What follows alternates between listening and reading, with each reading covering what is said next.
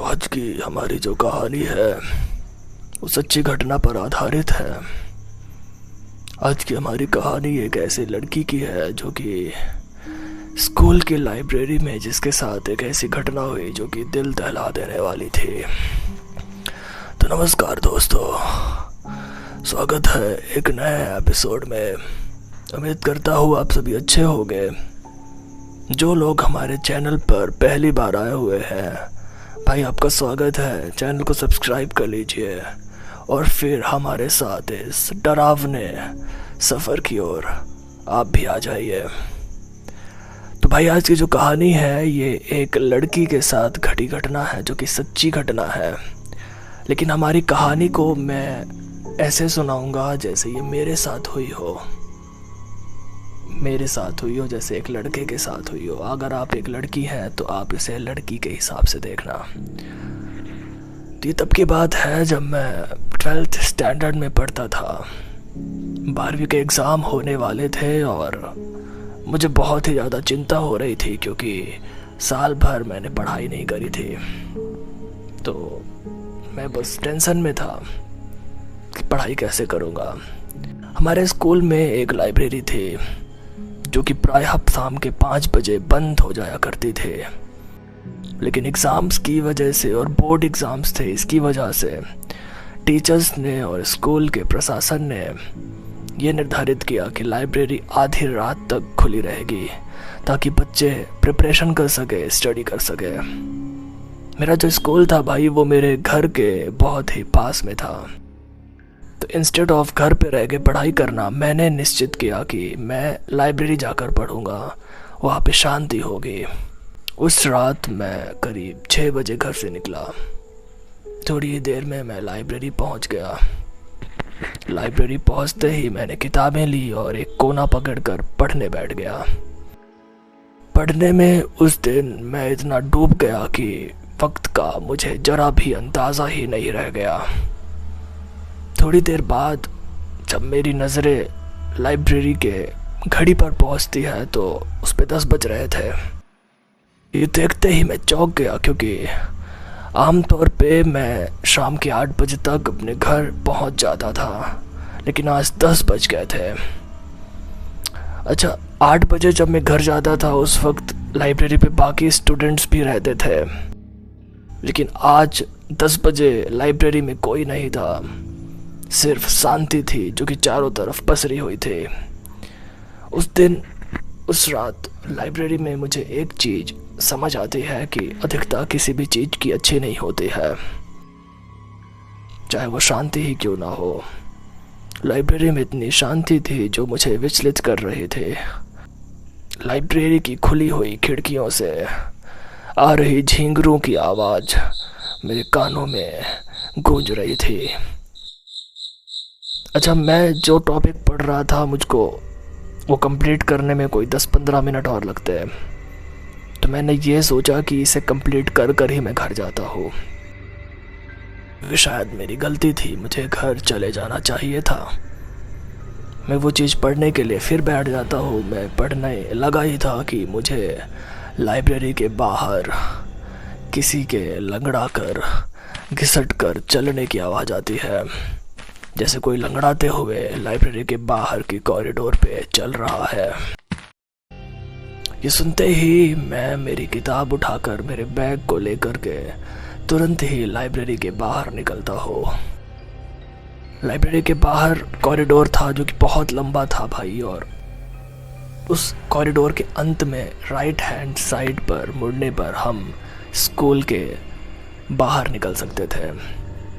मैं जल्दी से जल्दी लाइब्रेरी से बाहर निकलना चाहता था और मैं बस तेज़ी के साथ कॉरिडोर पे चलने लगा।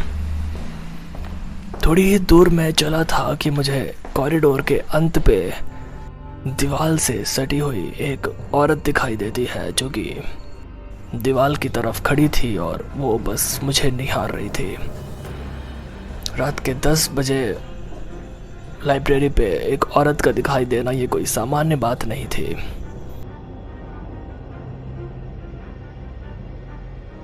उस औरत को देखते ही मुझे डर लग रहा था।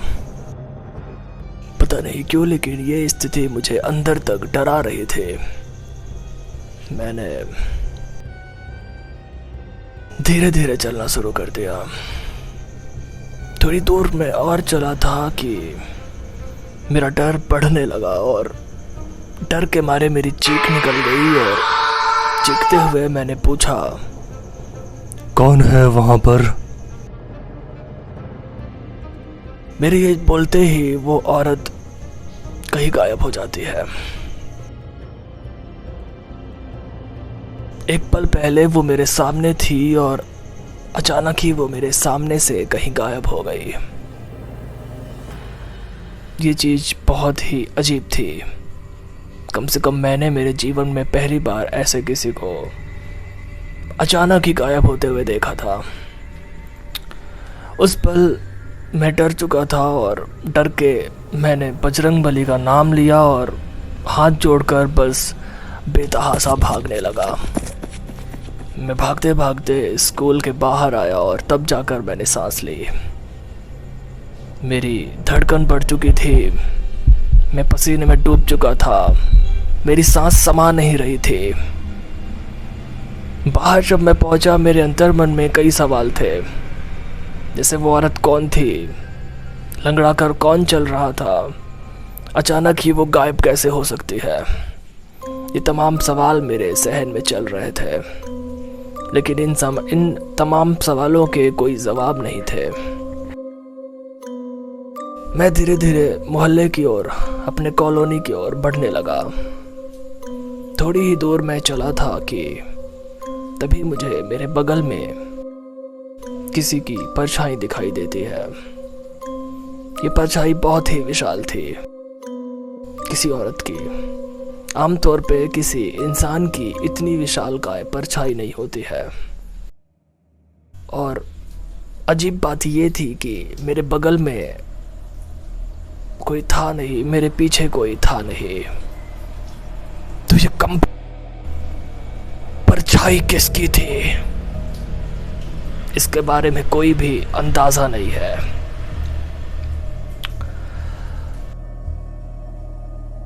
कुछ लम्हे में ये परछाई कहीं गायब हो गई और उसके कुछ लम्हों के बाद मेरे ठीक सामने मुझे एक औरत चलते हुए दिखाई देती है।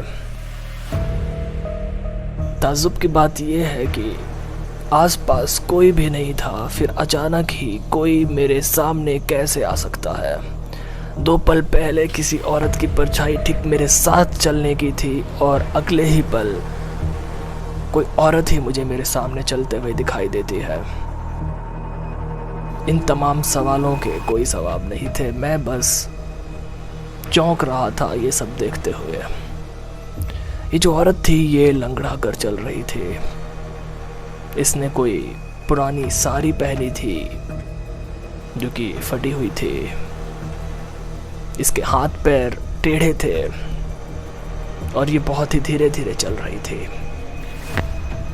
ये दृश्य देख करके मेरा दिल कांप गया। मैं बीच सड़क पर बस रुक गया। मैं चाहता था कि वो औरत जो कोई भी है वो निकल जाए, मैं उसके साथ आगे नहीं बढ़ना चाहता था। मेरे रुकते ही वो औरत भी रुक जाती है भाई, और थोड़े ही वक्त के बाद वो मेरी तरफ घूमती है। उसके बाद मैंने जो देखा, मैं चाहता था कि वो मैं मेरे ख्वाबों में देखता तो ज़्यादा अच्छा होता, क्योंकि उस बुरे ख्वाब से डर करके मैं मेरे घर में तो जागता, लेकिन वो हकीकत में मेरे साथ हो रहा था। जैसे ही वो औरत मेरी तरफ घूमती है तो मैं देखता हूँ कि उसके लंबे काले बाल हैं जो कि उसके चेहरे को ढके हुए हैं। उसका चेहरा तो नज़र नहीं आ रहा था, लेकिन उसके चेहरे से खून बह रहा था, बेतरतीब खून टपक रहा है, हाथ पांव टेढ़े हैं उसके। ये देखते ही मेरा हाल बेहाल हो चुका था। मैं डर से कांप रहा था और तभी उसके चीखने की आवाज़ आती है। वो चिल्लाते हुए पूछती है, मेरी कहाँ है?